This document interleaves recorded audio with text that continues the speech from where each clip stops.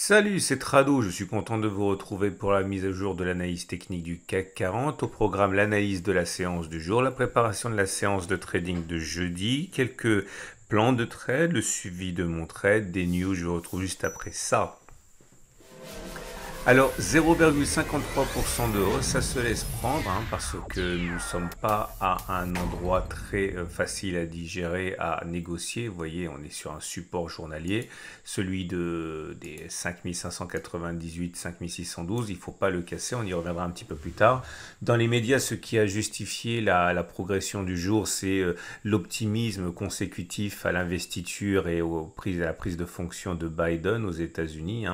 Il est vrai que beaucoup espèrent que Biden mettra fin aux tensions commerciales qui ont pu, au regard de certaines analyses, freiner la croissance sous le mandat de M. Trump.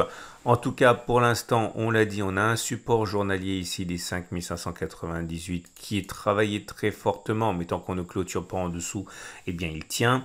Et on se donne un petit peu d'oxygène aujourd'hui avec cette séance qui nous permet de nous éloigner de ce support, mais rien n'est fait. Alors maintenant, au regard de ce qui est pas mal, c'est que graphiquement parlant, on est toujours dans cette figure que je vous propose de suivre, qui est une figure d'élargissement qu'on a backtesté d'ailleurs, c'était hier, et on sait que statistiquement, on a plus de chances de sortir par le haut de cette figure que de sortir par le bas, donc ça c'est assez encourageant. Maintenant, il faut savoir qu'on peut très bien avoir encore une ultime attaque avant d'éventuellement casser par le haut, on n'a pas de timing par rapport à cela.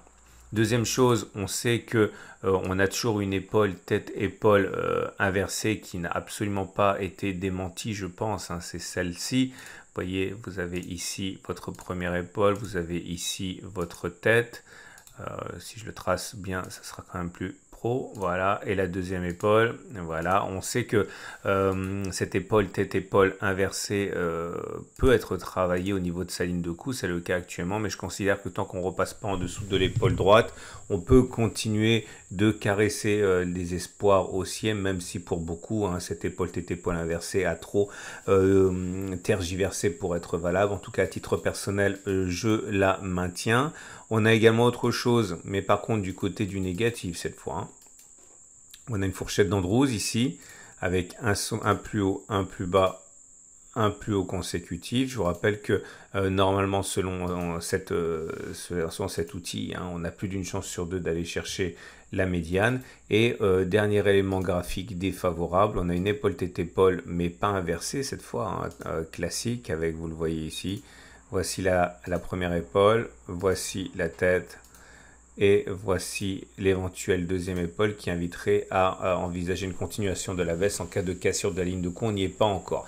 Donc entre une épaule tête-épaule qui a deux doigts d'être invalidée, inversée, et une épaule tête-épaule classique qui a deux doigts d'être validée, vous comprendrez aussi pourquoi ça tergiverse, parce que bon, forcément il y en a qui traitent l'un, d'autres qui traitent l'autre, et il y a un embouteillage au niveau des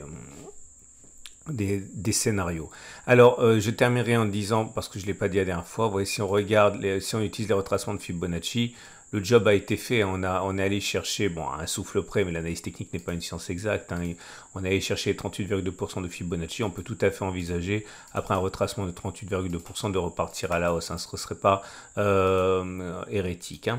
Il nous reste à voir à ce niveau le price action. Ah non, j'ai oublié le gap. Le gap a toujours pas été rebouché. Donc les baissiers continuent d'espérer qu'il s'agisse d'un gap de rupture.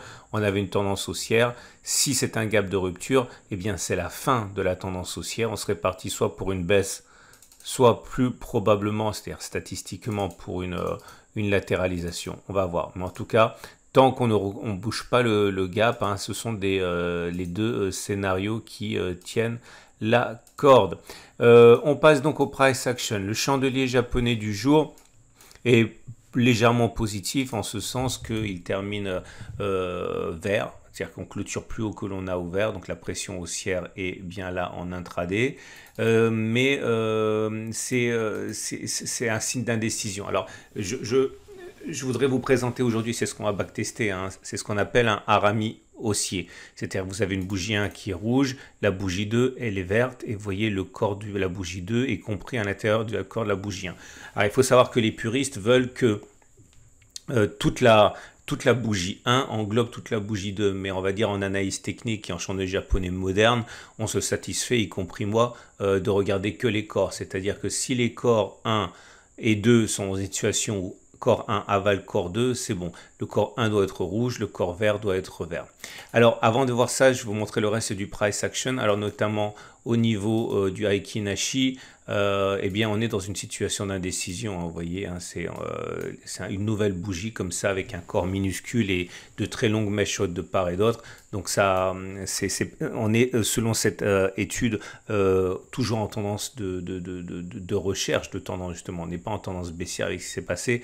Et je vous montre pour terminer le three-line break. J'avais oublié d'en parler hier, je ne ferai pas l'erreur aujourd'hui. Vous voyez, on avait dit qu'on avait plus de 80% d'avoir un bloc rouge après qu'on ait eu dessiné le bloc rouge 1. Donc bloc rouge 2, c'est complètement conforme à ce qu'on avait backtesté à plus de 80% des cas. Je referme ma parenthèse et je retourne sagement à mes chandeliers japonais pour backtester quelque chose avec vous. Alors, voilà ce qu'on va backtester. Avant de commencer, je vous rappelle que ce que je dis est valable pour tout, pour les actions, pour le forex, pour les cryptos, pour les matières premières a priori et sur toutes les unités de temps a priori. À charge pour vous quand même de vérifier en backtestant. Vous n'avez quand même pas parié vos sous durement gagnés sur quelque chose que vous n'avez pas backtesté. Hein. Alors, l'idée est la suivante. On va regarder ce qui va se passer lorsqu'on va dessiner un harami haussier, donc bougie rouge, bougie verte, et on va considérer ce qui pourrait se produire si on arrive à casser le haut de la structure. Donc clairement, la structure est constituée de cette bougie 1 ou bougie 2. Si on passe au-dessus, si on dépasse ne serait-ce que d'un pouillème le plus haut de la structure, en l'occurrence ici les 5655, est-ce que l'on peut envisager d'aller chercher au moins la distance entre ce moment où on est entré et le plus bas de la structure, qui est donc ici, hein, c'est le bas de la bougie 1 dans notre exemple. C'est un peu complexe, hein, si vous débutez, vous allez vomir partout, mais ça vaut le coup, vous allez voir. Est-ce qu'on va donc aller chercher, là on a 1,11%, est-ce qu'on va aller d'abord faire 1,11% ou est-ce qu'on va d'abord faire passer la tête en dessous de la structure? Mon pari, c'est qu'on va d'abord monter. On va prendre quelques exemples, comme d'habitude. Premier exemple qui est un échec. Ok, le voilà. On a même deux échecs consécutifs, ça commence mal. Hein. Donc, vous avez la structure qui est là. Bougie 1 avec un corps rouge, bougie 2 avec un corps vert. Le corps vert est bien dans le corps rouge.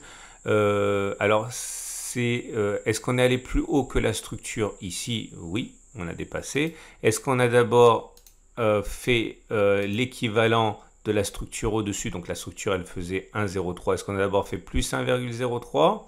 Ou est-ce qu'on a d'abord, on est repassé en dessous de la structure? On est passé en dessous de la structure, donc c'est un échec. C'est un échec également pour cet exemple-là.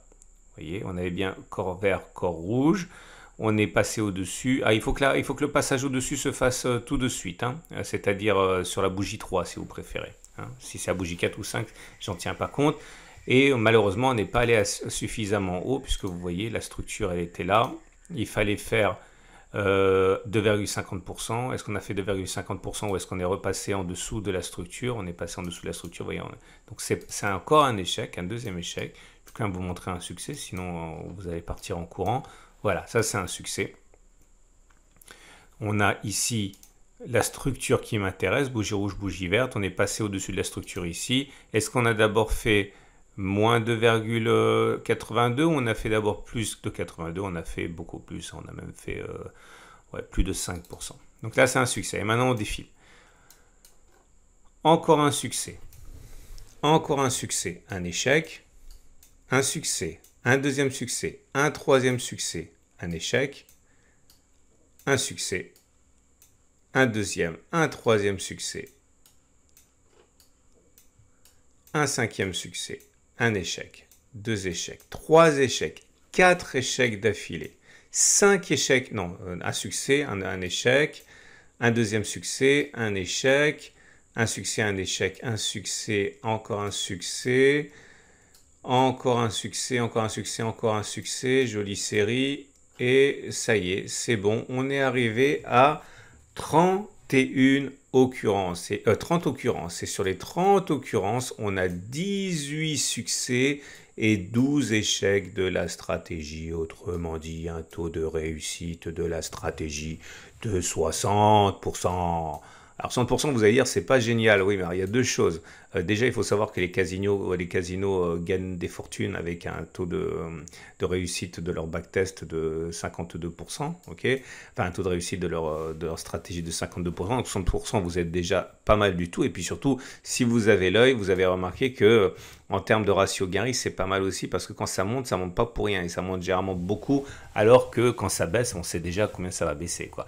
Bref, est-ce que ça veut dire que vous devriez, dès la séance de vendredi, eh bien, surveiller de près le dépassement des 5655,80 pour éventuellement acheter en espérant faire aussi bien que les meilleurs casinos de Las Vegas?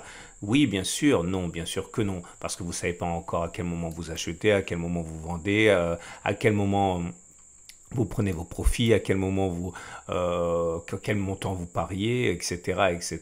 Bref, il y a encore beaucoup de choses à faire et c'est à vous de mettre les mains dans le cambouis. Mais ce qui est sûr, c'est qu'en tant qu'analyste technique, si jamais on casse ce niveau-là, je peux vous dire qu'il est plus probable que l'on aille plus haut et au moins aussi haut que la structure plutôt que l'on passe en dessous.